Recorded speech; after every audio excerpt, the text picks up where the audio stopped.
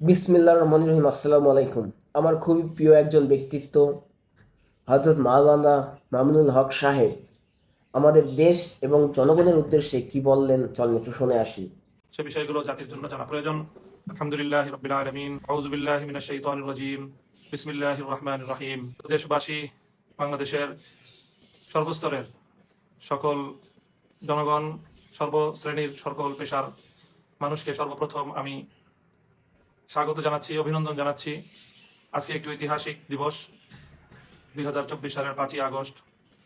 বাংলাদেশের মানুষের জন্য ফ্যাসিবাদ মুক্তি, এই আনন্দঘন মুহূর্তে সর্বপ্রথম আমি শুকরিয়া আদায় করছি আরশের মালিক মহান রব্বুল আলমিন, আল্লাহ পাক রব্বুল আলমিনের, যিনি আমাদের জাতীয় জীবনে এমন একটি আনন্দঘন সময়ের অবতারণা করেছেন, সৃষ্টি করেছেন।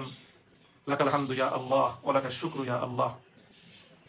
এরপরে আমি শুকরিয়া আদায় করছি, কৃতজ্ঞতা জ্ঞাপন করছি দীর্ঘ 16 বছরের এই ফ্যাসিবাদ বিরোধী আন্দোলন এবং সংগ্রামে যাদের আত্মত্যাগ রয়েছে, বিএনপি, জামায়াতে ইসলামী এবং বিশেষ করে হেফাজতে ইসলাম সহ বাংলাদেশের ভিন্ন মতাবলম্বী মানুষের উপর, জনতার উপর ফ্যাসিবাদের যে ভয়াল আক্রমণ এ দেশবাসী প্রত্যক্ষ করেছে, বাংলাদেশের ইতিহাসে এই 16টি বছর কালো অধ্যায় হিসেবে বিবেচিত। সেই সঙ্গে বিশেষভাবে স্মরণ করতে চাই 2013 সালের 5ই মে ভয়াল কালো রাতে শাপলা চত্বরে রাসূল আকরাম সাল্লাল্লাহু আলাইহি ওয়াসাল্লামের ইজ্জত এবং সম্মান রক্ষা, ফ্যাসিবাদের মোকাবেলায় যে তৌহিদি জনতা শাপলা চত্বরে জড়ো হয়েছিল নাস্তিক্যবাদের বিরুদ্ধে, সেখানে রাতের অন্ধকারে যে তাদের উপর গণহত্যা পরিচালনা করা হয়েছিল, সেই হত্যাকাণ্ডের শিকার সকল শহীদদেরকেও শ্রদ্ধা করে স্মরণ করছি। আল্লাহ তাদের সকলের শাহাদাতকে কবুল করুন। সেই সঙ্গে 2021 সালে বাংলাদেশের স্বাধীনতার সুবর্ণ জয়ন্তী অনুষ্ঠানকে কেন্দ্র করে যে ক্র্যাকডাউন, যে নির্যাতন হেফাজতে ইসলামের আলেম ওলামা এবং দেশবাসীর উপর চালানো হয়েছে, দীর্ঘ 3 বছর পর্যন্ত শত শত সহস্রাধিক হেফাজতের নেতাকর্মীবৃন্দ এই স্বৈরাচারী ফ্যাসিবাদের দ্বারা জুলুম এবং নির্যাতনের শিকার হয়েছে, কারাভোগ করেছে। তাদের সকলের শুকরিয়া আদায় করছি এবং তাদের সকলকে আজ শ্রদ্ধা ভরে স্মরণ করছি। এবং সর্বশেষ সবচেয়ে বেশি শ্রদ্ধা, ভালোবাসা এবং হৃদয়ের রক্তক্ষরণ যাদের জন্য সবচেয়ে বেশি, যাদেরকে আমরা স্মরণ করব, মধ্য জুলাই থেকে চলমান কোটা সংস্কার আন্দোলনে, বৈষম্য বিরোধী ছাত্র আন্দোলনের যে সকল নেতাকর্মী তারা প্রাণ দিয়েছে, রংপুরের আমাদের ভাই আবু সাইদ এবং মুগ্ধ ছড়ানো আমাদের ভাই মুগ্ধ সহ এই আত্মদানকারী এই সকল শহীদদেরকে আজ বিজয়ের এই শুভ লগনে আমরা অত্যন্ত গভীর শ্রদ্ধা ভরে তাদেরকে স্মরণ করছি। মহান রব্বুল আলমিনের দরবারে তাদের জন্য মাগফিরাত কামনা করছি। আল্লাহ যেন তাদের এই শাহাদাতকে কবুল করেন এবং তাদের দেখানো এই পথে আগামীর বাংলাদেশ যেন গড়ে উঠতে পারে। আমরা যেন এই সকল শহীদদের আত্মদানের সাথে বিশ্বাসঘাতকতা না করি। এ জাতি যেন এ সকল জাতির শ্রেষ্ঠ সন্তানদের আত্মত্যাগের যে ঋণ, এটা যেন একটি সুন্দর দেশ এবং জাতি গঠনের মধ্য দিয়ে সে ঋণ কিঞ্চিত হলেও পরিশোধ করতে পারে। আল্লাহ রাব্বুল আলমীর কাছে জাতির জন্য সে তৌফিক আমি কামনা করছি। প্রিয় দেশবাসী, এই আন্দোলনে দেশের সকল ছাত্র জনতা যেভাবে সম্পৃক্ত ছিল, পাবলিক বিশ্ববিদ্যালয়, প্রাইভেট বিশ্ববিদ্যালয়, কলেজ, স্কুল লেভেল সহ এই সকল শিক্ষা প্রতিষ্ঠানের ছাত্রছাত্রীরা যেভাবে তারা জীবনের মায়া ত্যাগ করে সত্যকে প্রতিষ্ঠার জন্য, বৈষম্যকে উৎখাত করে একটি ন্যায় ও সাম্যপূর্ণ জাতি গঠনের লক্ষ্যে তারা যেভাবে মাঠে নেমে এসেছিল, আমার এই স্কুল কলেজ বিশ্ববিদ্যালয় পড়ুয়া শিক্ষার্থীদের সাথে কাঁধে কাঁধ মিলিয়ে আমাদের বাংলাদেশের টেকনাফ থেকে তেতুলিয়া পর্যন্ত মাদ্রাসা শিক্ষার্থীরাও তাদের ভাইদের সাথে সংহতি প্রকাশ করে তারা মাঠে ময়দানে ভূমিকা পালন করেছে। এবং বিশেষত আন্দোলনের শেষাংশে বাংলাদেশের সকল মাদ্রাসাগুলো থেকে ছাত্র জনতা বাদ ভাঙ্গা জোয়ারের মতো তারা মাঠে নেমে এসেছে ফ্যাসিবাদের বিরুদ্ধে। জাতীয় এই জাগরণে সাধারণ শিক্ষাধারার শিক্ষার্থীদের সাথে আমার মাদ্রাসার শিক্ষার্থীরাও কাঁধে কাঁধ মিলিয়ে মাঠে ভূমিকা পালন করেছে, যেটি বাংলাদেশে এক অনন্য, অনিন্দ, সুন্দর দৃষ্টান্ত স্থাপন করেছে। আগামীর বাংলাদেশ আমরা তেমনই দেখতে চাই। সকল ভেদাভেদ ভুলে গিয়ে শিক্ষা এবং ধর্মীয় অঙ্গনের এই যে সীমারেখা, এই যে একটি দেয়াল, এই দেয়ালকে অতিক্রম করে গোটা জাতির জন্য সম্মিলিতভাবে একটি আগামী প্রজন্ম আমরা গড়ে তুলব, যারা এই দেশটাকে আমাদের পূর্বসূরীদের স্বপ্নের বাংলাদেশ হিসেবে গড়ে তুলবে। সেই প্রত্যাশা আজকের এই শুভ লগনে আমি ব্যক্ত করছি এবং আগামীর সেই বাংলাদেশ গড়ার জন্য সকল শিক্ষার্থীদের প্রতি আমি উদাত্ত আহ্বান জানাচ্ছি। আল্লাহ রাব্বুল আলামিনের দরবারে তাদের জন্য সেই তৌফিক কামনা করছি।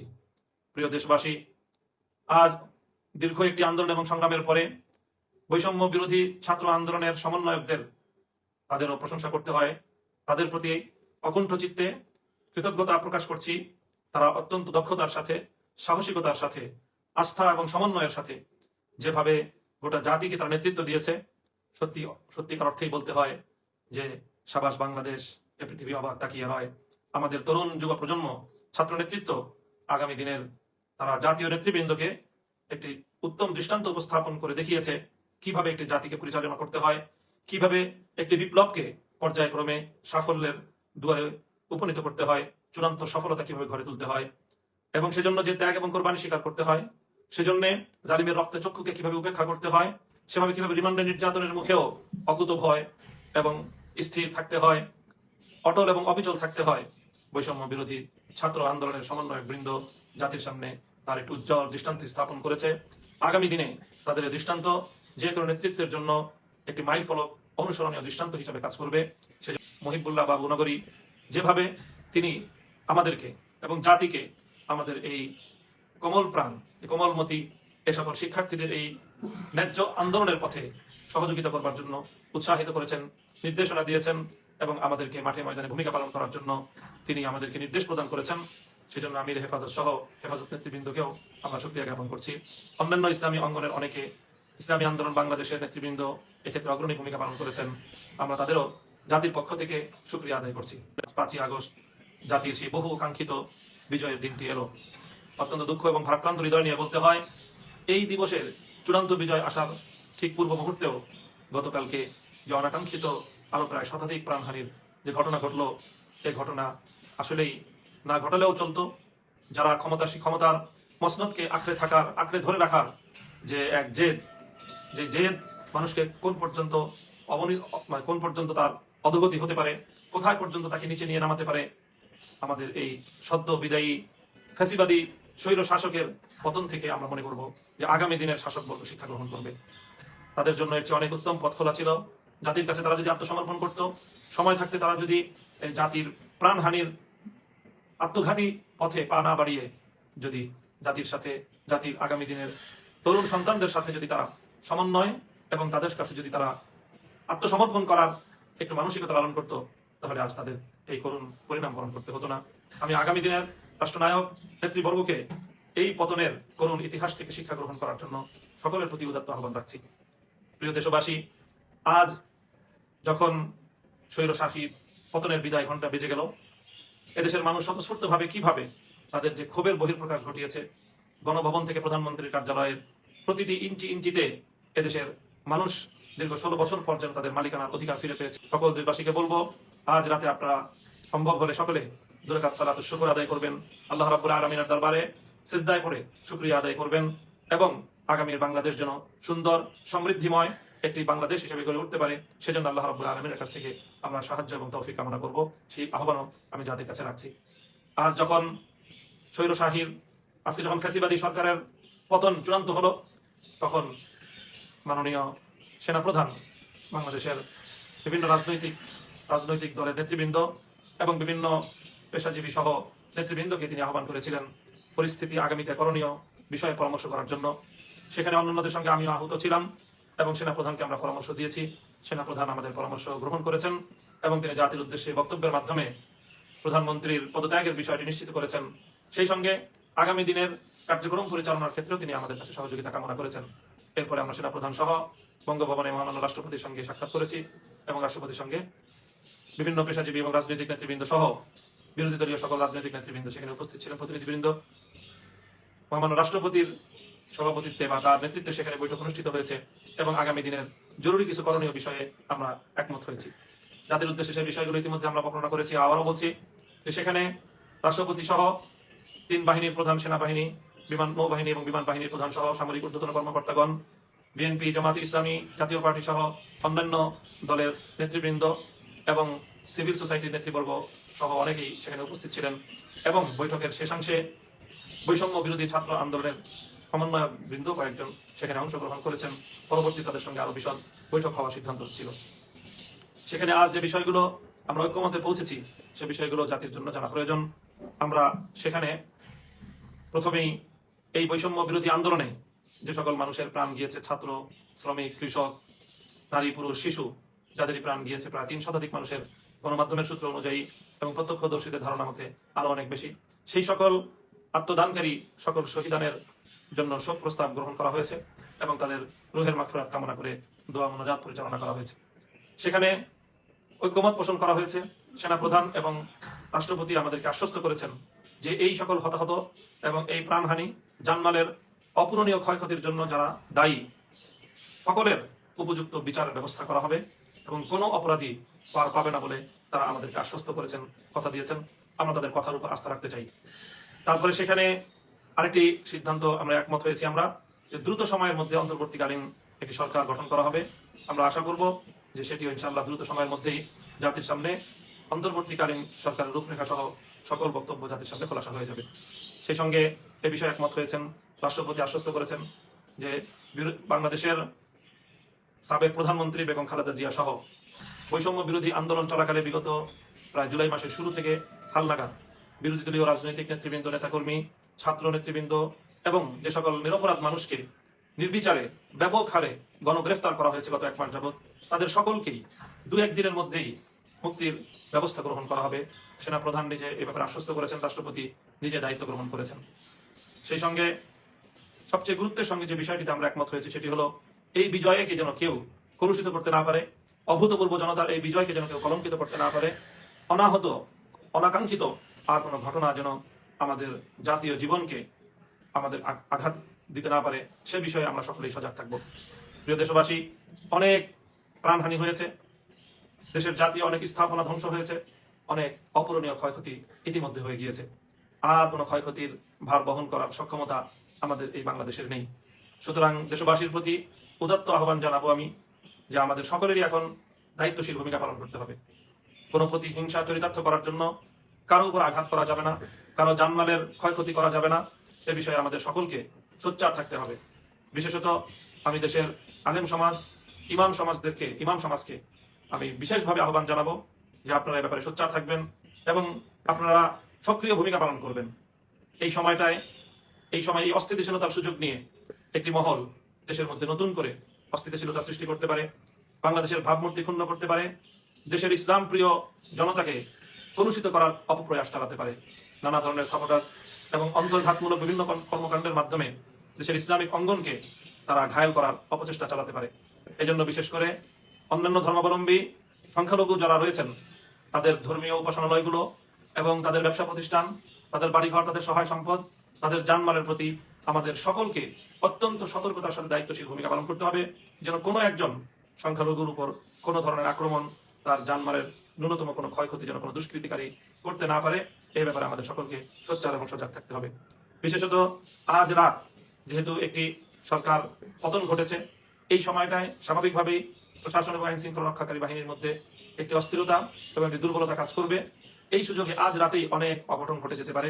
এই জন্য আমার বক্তব্য যারা শুনছেন তাদের সকলের প্রতি আমার উদাত্ত আহ্বান যে আজ রাত অন্তত আপনারা পাড়ায় পাড়ায়, মহল্লায় মহল্লায় এলাকাবাসীকে নিয়ে, মসজিদের মুসল্লিদেরকে নিয়ে আপনারা রাত্রি জাগরণ করুন। অবশিষ্ট রাতের শেষ প্রহর, রাতের আধারে কোনো অঘটন যেন কেউ ঘটাতে না পারে, সেজন্য আপনারা দায়িত্বশীল ভূমিকা, প্রহরার ভূমিকা আপনারা পালন করবেন।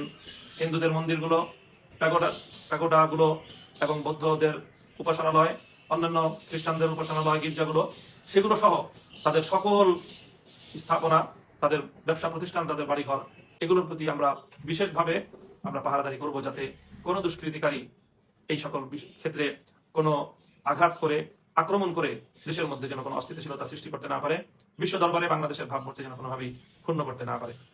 সেই সঙ্গে আরেকটি বিষয় আমি বিশেষভাবে আন্দোলন সংগ্রামে সক্রিয় সকল ছাত্র জনতা, ক্ষুদ্র ব্যক্তিগত প্রতিহিংসা চরিতার্থ করার জন্য আমরা এই মহান বিজয়কে কোনোভাবেই কলুষিত করার অপপ্রয়াস চালাবো না।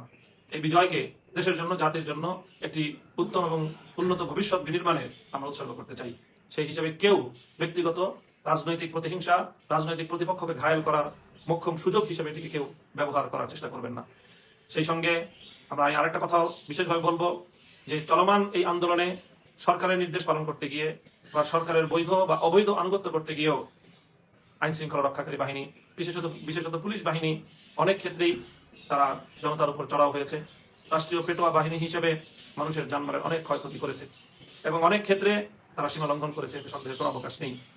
কিন্তু মনে রাখতে হবে যে পুলিশ বাহিনী একটি বাংলাদেশের আইন শৃঙ্খলা রক্ষাকারী বাহিনী, তারা তৃণমূল পর্যায়ে দেশে আইন শৃঙ্খলা রক্ষা করে থাকে। এখানে যেরকম অপরাধী রয়েছে, ফ্যাসিবাদের পাঁচাটা গোলাম যেরকম রয়েছে, এখানে অনেক ভালো দেশপ্রেমিক, মানুষের জন্য কল্যাণকামী অনেক পুলিশ ভাইরাও সেখানে রয়েছেন। কাজেই তাদের কাউকে একজনকে আরেকজন থেকে আমরা আলাদা করে পুলিশের ইউনিফর্ম দেখে আলাদা করে পরিচয় করার, পরিচিত করার, চেনার কোনো উপায় নেই।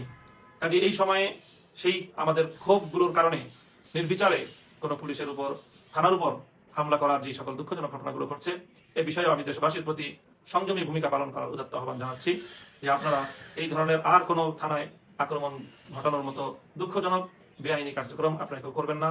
আইন নিজের হাতে তুলে নেবেন না। দেশ সেক্ষেত্রে বড় ধরনের হুমকির সম্মুখীন হয়ে পড়বে।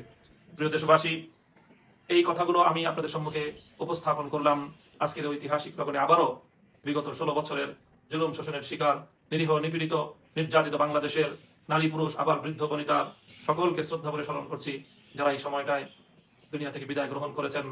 বিশেষ করে আমাদের হেফাজতে ইসলামের মরহুম আমির আল্লামা আহমদ শফি, আল্লামা জুনায়েদ বাবুনগরী, আল্লামা নূর হোসেন কাসেমি মহাসচিব, আল্লামা নুরুল ইসলাম মহাসচিব, যারা হেফাজতে ইসলামকে আজকের এই পর্যায়ে উপনীত করে আমাদের মাঝ থেকে বিদায় নিয়েছেন, তাদের রুহের মাগফিরাত কামনা করছি। আল্লাহ তাদেরকে জান্নাতুল উচ্চ মাকাম দান করুন। সেই সঙ্গে হেফাজতে ইসলামের সহ আলেম ওলামাদের মধ্যে যারা মূল ধারা থেকে বিচ্ছিন্ন হয়েছে, তাদেরকেও আমরা আহ্বান করব, এভাবে জাতির বিপক্ষে, আলেম সমাজের বিপক্ষে আমাদের আর কেউ যেন ভূমিকা পালন না করে। আজকের এই ঐতিহাসিক, এই অভূতপূর্ব বিজয়ের দিনে আমরা গোটা জাতির প্রতি অকুণ্ঠ চিত্তে তাদের প্রতি শ্রদ্ধা এবং শুকরিয়া জ্ঞাপন করছি। মহান আল্লাহ রাব্বুল আলামিনের দরবারে আবারও শুকরিয়া আদায় করছি এবং সকলকে আহ্বান জানাচ্ছি, আসুন আমরা সকলে হাতে হাত রাখি। ছাত্র জনতার প্রতি বলবো, স্কুল, কলেজ, ভার্সিটি, মাদ্রাসা সকলে হাতে হাত রেখে একটি সুন্দর, সমৃদ্ধ একটি দেশ এবং একটি জাতি, যেখানে সকলে যার যার অধিকার পাবে, যেখানে অকুণ্ঠ চিত্তে আমরা আমাদের রবের গোলামি করতে পারবো, আল্লাহ রাব্বুল আলামিনকে আমরা ডাকতে পারবো, আল্লাহর দ্বীনকে বিজয়ী করার একটি অনুকূল ভূমি আমরা আগামী দিনে উপহার পাবো। এরকম একটি বাংলাদেশকে আমরা গড়ে তুলবার জন্য সকলে যার যার জায়গা থেকে ভূমিকা পালন করব, আগামীর সুন্দর বাংলাদেশ গড়ার প্রত্যয় নিয়ে এবং সেই প্রত্যাশা ব্যক্ত করে আমি আজকের বক্তব্য এখানেই শেষ করছি। সকলে দোয়া করবেন, দেশের জন্য দোয়া করবেন, আমার জন্য দোয়া করবেন, আগামীর বাংলাদেশ গড়বার জন্য আল্লাহ রাব্বুল আলামিনের সাহায্য কামনা করবেন। ওয়া আখিরু দাওয়ানা আলহামদুলিল্লাহি রাব্বিল আলামিন। আসসালামু আলাইকুম ওয়া রাহমাতুল্লাহ। যাই হোক, সম্পূর্ণ সময় ছোট ভাইটার সাথে থাকার জন্য অসংখ্য ধন্যবাদ। যদি ভিডিওটা ভালো লাগে, ছোট ভাইটার পেজটা একটা ফলো দিয়ে যাবেন, শেয়ার করে আপনার আশেপাশে থাকা আপনাদের বন্ধু বান্ধবকে দেখার সুযোগ করে দিবেন। আসসালামু আলাইকুম, আল্লাহ হাফেজ।